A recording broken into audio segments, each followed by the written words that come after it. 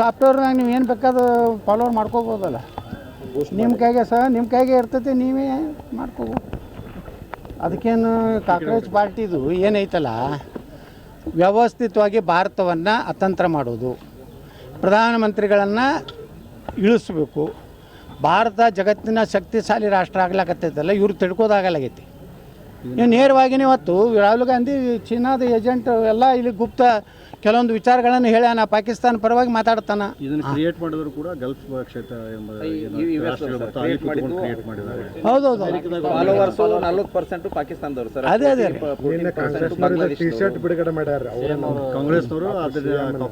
ಅದು ಕಾಂಗ್ರೆಸ್ಸೇ ದೇಶ, ಅದು ಅದೇ ಕಾಂಗ್ರೆಸ್ ಒಂದು ದೇಶದ್ರೋಹಿ ಪಾರ್ಟಿ ಆಗೈತೆ. ಯಾಕೆ ಅವ್ರಿಗೆಲ್ಲರಿಗೂ ಈ ದೇಶನಾಗ ಏನಾಗೈತಿ, ಎಲ್ಲ ಕೆಲವೊಂದು ಈ ಕಮ್ಯುನಿಸ್ಟ್ ವಿಚಾರದವರು, ಈ ಲೆಫ್ಟಿಸ್ಟ್ ಏನದಾರಲ್ಲ, ಮತ್ತು ಈ ದೇಶವನ್ನು ಬೆಳವಣಿಗೆ ನೋಡೋದು ಸಹನೆ ಆಗ್ಲಾರಂತ ಅದು ಎಲ್ಲ ಟೀಮ್ ಕೂಡ್ಕೊಂಡು ಪಾಕಿಸ್ತಾನದವ್ರು ಮೆಂಬರ್ ಆದರೆ ಇವ್ಕೆ ಭಾರತಕ್ಕೇನು ಸಂಬಂಧ ರೀ?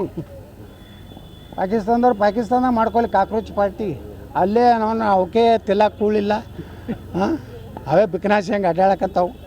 ಈಗ ನಮ್ಮ ದೇವ್ರ ಹೆಸರು ಇಡ್ಲಾಕತ್ತಾರ ಅವ್ರು ಉಲ್ಟಾ. ಮತ್ತು ಲಾಹೋರ್ನಾಗ ಜೈನ ಟೆಂಪಲ್ ಚೌಕತ್ತಿಟ್ಟಾರ, ನಿನ್ನೆ ನೋಡಿದ್ರಲ್ಲ ಎಲ್ಲ ಯೂಟ್ಯೂಬ್ದಾಗ ಬರ್ಲಾಕತ್ತೈತೆ. ಅಲ್ಲಿದಿಂದ ಕೃಷ್ಣಾನಗರಿ ಅಂತ ಹೇಳಿ ಹೆಸರಿಟ್ಟಾರ.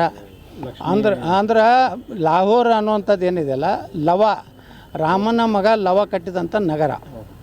ಅದಕ್ಕೆ ಅವ್ರದೊಂದು ಏನು ನಾವು ಹೆರಿಟೇಜ್ ಅಂತೀವಲ್ಲ, ಹೆಂಗೆ ಭಾರತದ ಒಂದು ಹೆರಿಟೇಜ್ ಇದೆಯಲ್ಲ, ಹಂಗೆ ಪಾಕಿಸ್ತಾನದಲ್ಲಿ ಏನು ಮೂಲ ಏನಿತ್ತು, ಇನ್ನವರೆಗೆ ಇಷ್ಟು ಮುಸ್ಲಿಂ ರಾಷ್ಟ್ರ ಆದರೂ ಸಹಿತ ಇನ್ನೂ ಅವ್ರು ಕೃಷ್ಣಾನಗರಿನೇ ತರ್ತಾರೆ, ಜೈನ ಟೆಂಪಲ್ ಚೌಕನೇ ತರ್ತಾರೆ.